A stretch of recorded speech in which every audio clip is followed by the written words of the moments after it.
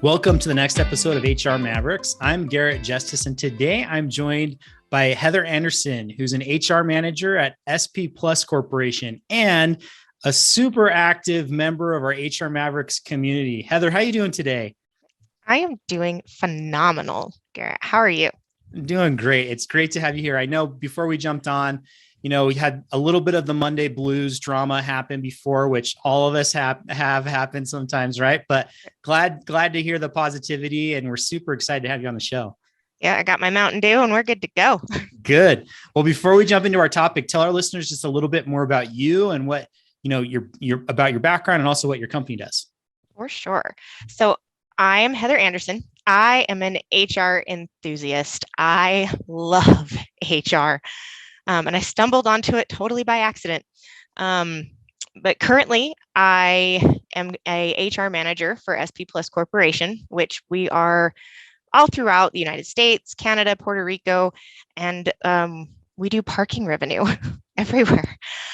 So I am currently stationed out at the Salt Lake International Airport, which is really cool because we just got a whole bunch of awesome stuff in. And we are now, I want to say, the largest airport that does dynamic pricing. So you can actually go online to the Salt Lake's website and pay for your parking in advance and you get discounted rates, which is awesome. It saves so much money for people that travel. So that's exciting. And then I also freelance with HR Mavericks, which I'm absolutely obsessed with. I love the community. I'm currently also a freelance mentor for a startup company called Level Next. If you're not following them on LinkedIn, you should. And then I also serve on the board of directors for Utah State for the Society for Human Resource Management. Awesome. So we are so excited to have you on the show. And I'll put it on plug too. If you haven't been to the Salt Lake Airport recently, tons of updates going on there too. Yes. That was not only just the website, but man, the building, it's going to take forever, isn't it, to finish? But it's gorgeous. It's awesome. I want to say that they're planning currently, and this changes day to day, but currently I've heard 2026. Yeah. So. You just have to have your walking shoes on, right? To walk super far between the massive concourses.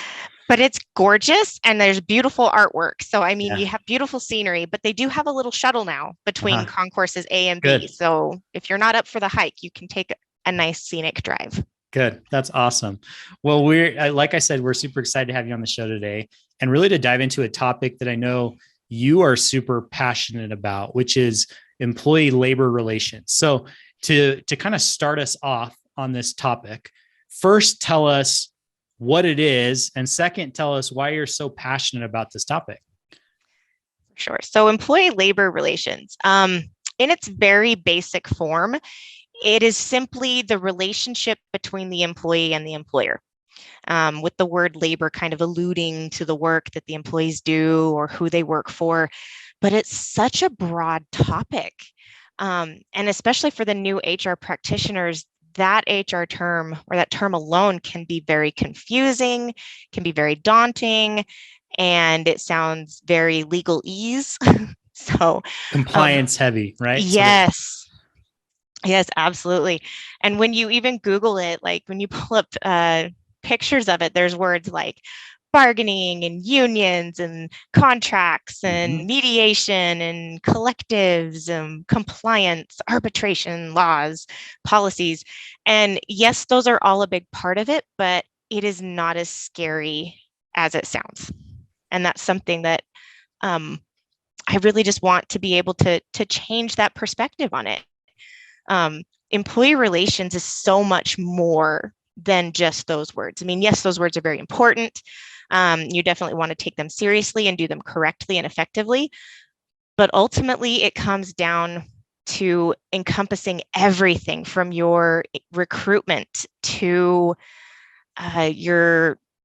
your day-to-day interactions with your employees, their overall daily experience, how they feel about you and the employer every day. It's that culture, it's that DEI and them being able to come in and be their authentic self when they come to work. And the people that they're around, knowing that they're safe and that they're cared for and that they're understood. And that's a huge part of that employee relations, is being that advocate, being that person to help them understand things. You look at the policies and procedures, and there's just a lot there that you have to help them with on a day-to-day basis. And it's not all negative. It's a huge positive. It helps build that trust, and helping to change that perspective. I was told when I got into HR, it comes with a set of horns. And I'm like, well, I work at the local haunted house Fear Factory, and I've been there for, since 2013. And I'm like, I've got 3 pairs in my closet. So, I mean, we're good. Like, so it's changing that perspective of having HR be that department that they can go to vent, to have that safe venting zone, that they can trust to help get stuff done, and that we will absolutely be their advocates and help them understand and provide that positive working environment for them. Yeah, I really like that. And I think that, you started off by talking about, if you were to just Google the term employee labor relations, a lot of the things that you see are inherently a little negative, right? Yeah. But I really like that you kind of ended on that point of trust, because really, to me, it's really about, there's 2 sides to that coin. Yes, you have to make sure that you're taking care of the company and the company's interests, but also the employees, right? Those workers who are there, and you're kind of that mediator there to help both get what they want out of this contract that they've entered into, and help both have, great output, great, results, great experiences along the way. And so I really like how you pointed that out, because I think there are definitely 2 sides to that. Sometimes you can focus so much on the negative or the legal or the compliance aspect that you forget the human side of it, which is equally, if not more important, right? Oh, absolutely. Absolutely. So Heather, I want to sidetrack a little bit. I want to come back to this in a minute, but you mentioned at the very beginning how much you love HR, right? And like, yes. you can see it in you as you talk about this topic. So tell us a little bit more about that. I want to understand that. What got you into HR, and really what's kept you in it? Why do you love it so much? And then we'll come back to our topic. Fair enough. So funny story. I grew up in law enforcement. Like, my family is very rooted here in Utah. My father founded a couple cities. They worked for a local county. Like, my whole family's just very much. So I grew up believing in that justice, that bad guys are going to get put away, and the good guys will prevail. And obviously that's a whole other topic, but that's kind of what instilled in me. So I ended up working in security for a really long time, which was so much fun. I did loss prevention, things like that. Then I actually switched gears and went to transportation for 10 years. And my security company brought me back and hired me as their HR, with the executive assistant at the time was my old HR manager. And she was by far the cutest old lady. She fired my ex-husband 5 times, and he praises that woman till tomorrow. Man. Like, she is like I'm like, #goals. If I can fire someone that many times and they still love me, I'm doing my job right. Yeah. And she was just such an inspiration. And I realized when I got in there just how much of a difference I could make. Yeah. Like, it wasn't just a saying anymore. Like, I could hear the employees and I could do something about it. And how cool is that? And it took my love of people and my love of law, and it molded it into this perfect, beautiful awesomeness. And I was like, all right, okay, so this is what I'm doing. I'm going full bore. So I was actually going to school to get my marketing degree, and I switched that over to HR management, which I'm really excited to graduate with my bachelor's this year, which is fun. Congrats. It's awesome. Thanks. It's been wonderful. And the best part is like, when you learn something and you can actually implement it in your day to day, I'm like, yes, win. And then I LinkedIn stalked a bunch of people that looked super important from SHRM. And I was like, you should be my friend. And I've met some of the most amazing people. Local celebrity here in Utah is Joe Tate, works with GBS, and he's one of the founders of Boost HR. He's amazing. I would not be where I am today without him. And then my friend Elisa Garn was the president of SHRM, and she helped me substantially. And now she's the CEO and founder of Level Next. And so she's just really pushing that HR. And it's such an amazing experience to be around people who are just as passionate about people as I am. and it's infectious and it's just amazing. I love it. You can see that, that how much you love it. And I think that goes a long way. So, and I think that is like a perfect tie-in to our topic, right? Because when we bring it back to this topic of employee labor relations, again, it should be centered on that love of people and helping them be successful. And when they're successful, it's the company's successful also. And it's just kind of this win-win, right? So yes, kind of coming back to this topic a little bit of employee labor relations, what are some common issues that, HR managers out there should be aware of when it comes to this topic of employee labor relations? So the number one, the biggest one I could not stress enough is communication. Communicate. Be as transparent as possible. And this is something that there are a lot of awesome suggestions and a lot of different articles about different employee relations over on the HR Mavericks. So if you haven't gone in and looked at those, do it, because they are phenomenal, and you get different perspectives. I have always worked in industries that you can't do them online. Like I have been in industries where they are 24/7, 365. You have to be in person, and that creates a whole different set of challenges. But with where I'm at now, it's beautiful because of the diversity that we have in our workforce.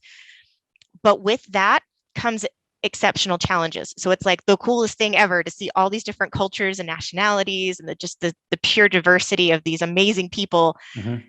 But it creates their own set of challenges. So you've got communication has to be there, and you have to be able to build that relationship with your staff and make sure that they feel safe coming to talk to you. So your communication is key. What you say to a group of people, everyone's going to take differently. So make sure that if there's someone you need to pull aside separately, do so. Like, make sure that they're understanding, because in HR, it doesn't matter what the intent is. It's all about how it's received. And you want to make sure that you're there. So with the employee labor relations, a lot of things you're going to have are going to be complaints and grievances. And when they come to you, I always like to tell my people, my office can be a safe venting zone if you need it, but let me know first. I'd rather them come into my office and vent to me than do something out there that causes another problem. I want them to know this is a safe venting zone, because there's truth in that anger. There's truth in that frustration that you are not going to normally get. And in those situations, don't try to fix the problem right then. Validate their feelings, which is very different than agreeing from them. You can totally disagree, or they could totally be not even anywhere near in the round ballpark of being correct, but validate their feelings. And if you need a good book about validation, I strongly suggest Michael S. Sorensen's I Hear You. And it's called The Surprisingly Simple Skill Behind Extraordinary Relationships. And it's all about validation. And he does it in not just work context, but in the home as well. Cool. Which has helped me substantially in my personal relationships. But it talks about that stuff, because when you have an employee that comes into your office, even if they're wrong, they just need to vent, and you have validated their feelings, they leave your office feeling like, oh my gosh, they listened to me, they cared, they understood me. And then if you need to go back a little bit later when they're not upset and be like, okay, I looked into it for you, I just wanted to clear some things up for you and make sure you understood these policies, or make sure you understood the situation, or let me clear up this miscommunication. And that in itself can resolve so many issues from escalating. You would be shocked. But you also have to be able to do that with your management team as well. Because I have quite the diverse team of managers and senior leaderships that I've worked with over the years, and they do not all communicate the same way. If you haven't checked out, I want to say it's Stephen Farber's the hero culture. He uses the DISC assessment with the different birds about owls and parrots, and that's a phenomenal thing. You should totally check him out. But we had him on here. Yeah, we had him on here for a podcast where he talked about it on a previous episode. So it's so true. Go check it out, because it is. I am a parrot. I love total parrot.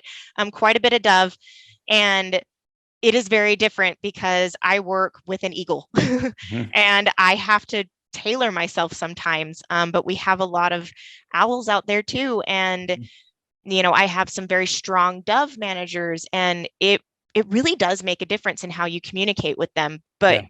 I would say it's something that I'm willing to take that extra effort to go that extra mile to make sure that I'm communicating effectively with my management so that I can give them solid advice, Mm-hmm. even if that advice is, it depends, let me go check on that.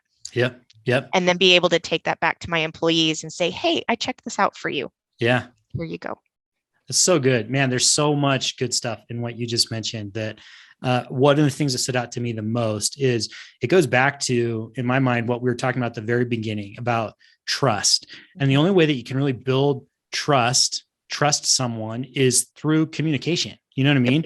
Like as you build a relationship, as they know that you have their back, as you're willing to just listen and let them vent at times, it builds trust. And trust is the core piece to giving people the benefit of the doubt. So many issues, I think, in the workplace could have been solved if there was better communication that led to stronger trust, right? And we could remind ourselves, everyone is well-intentioned, and there might have been some other context behind, what may have happened or whatnot. So really the trust piece is really what it comes back to for me. And I think that communication is just the way to build that.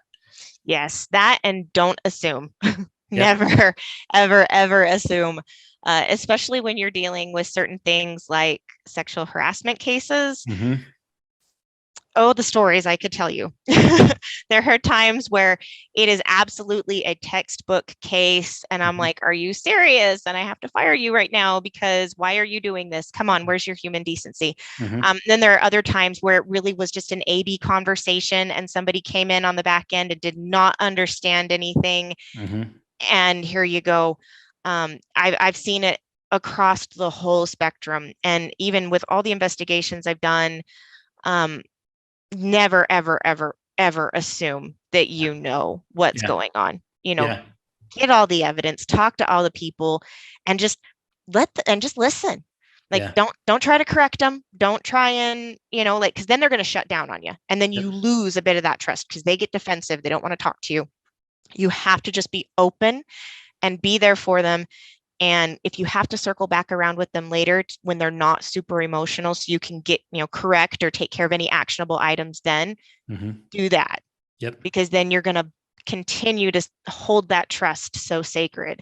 It's important. It's good. Awesome. So we talked, about really that idea of communication being one of the common issues that, a lot of people face.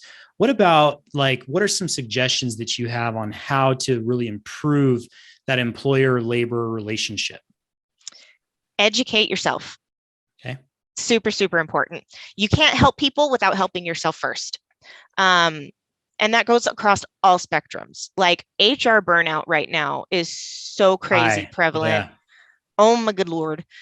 And sometimes you have to just take a step back. We were joking the other day about how, our schedules, quote unquote, says that we work 40 hours, and we all giggled. And we're like, really? Is that a thing? Around the clock. Take care of yourself and invest in yourself. Never stop learning, never start growing, and don't take all the answers. You don't have to have all the answers. Go out and talk to your community, which HR Mavericks is where was this when I first started in HR? When I went back to my security team, I was an HR department of one. I had 450 employees across 3 states, and it was crazy. It was a huge learning curve, and I had to depend on my managers to help me. And I wish that there had been something like this out there at that time.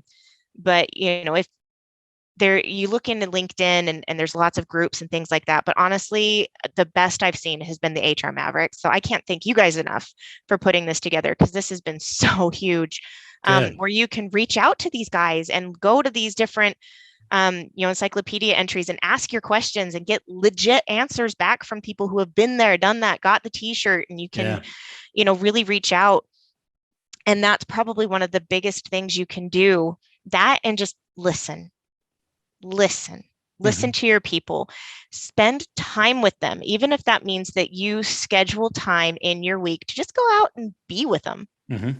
I know that sounds totally anti-productive and your deadlines are going to scream at you later, but legit do it and Yep.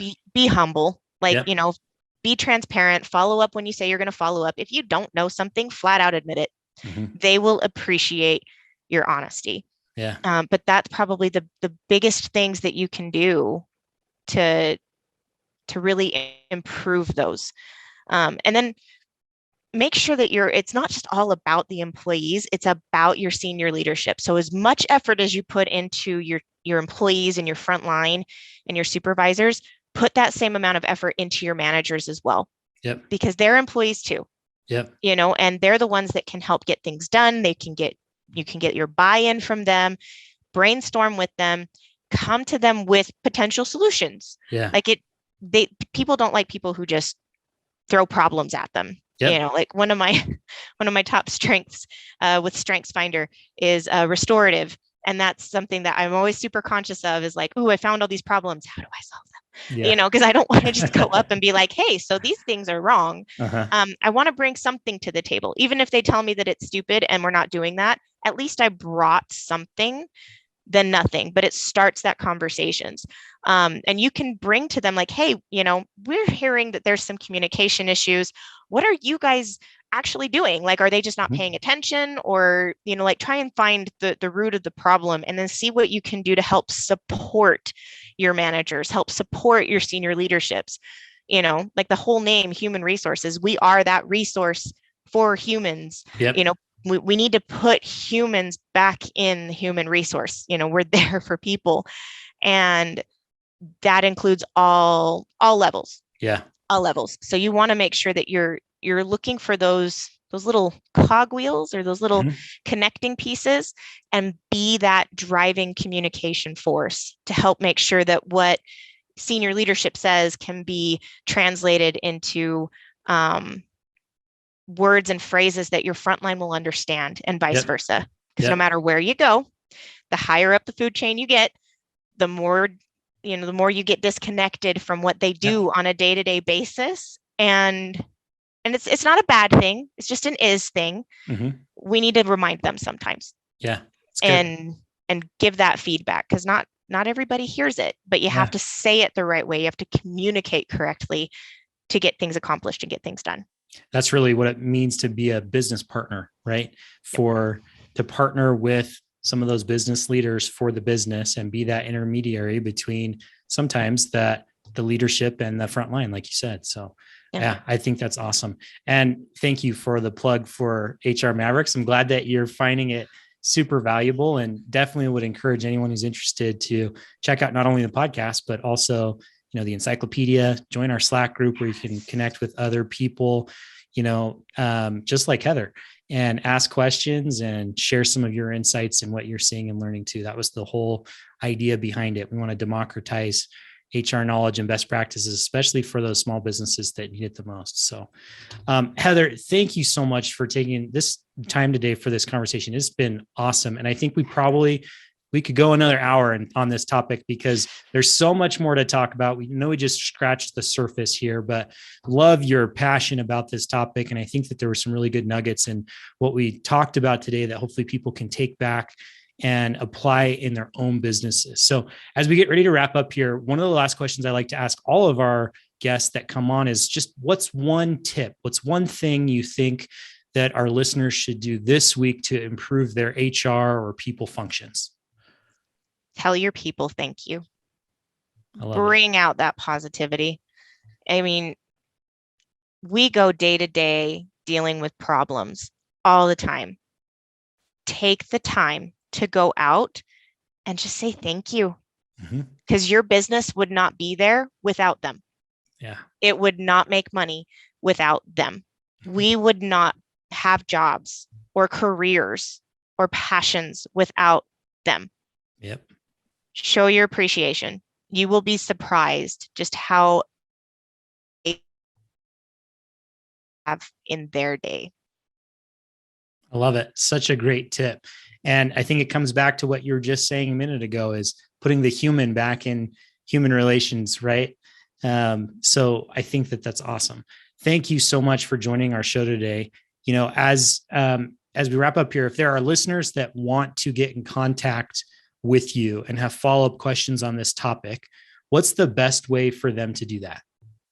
So you can always reach me through HR Mavericks. I am listed on there for sure. You can also find me on LinkedIn. I searched myself just to see how hard that was. And it's Heather Anderson, Sherm-CP. And I am based in Utah. There's only 2 of us in there. One's in Roanoke. I don't know her, but she looks pretty cool. But I'm the one based in Utah. Awesome. So those are probably the best 2 ways to reach me. Perfect. We will drop the links to both of those places where you can find and connect with Heather in the show notes. So don't have to worry about writing those down if you're listening. Just check out the show notes and you can find them there. So Heather, thank you again so much for taking the time to share some of your insights with us on this awesome topic. And we hope you have a great rest of the day. You too. Have a great week. Thank you.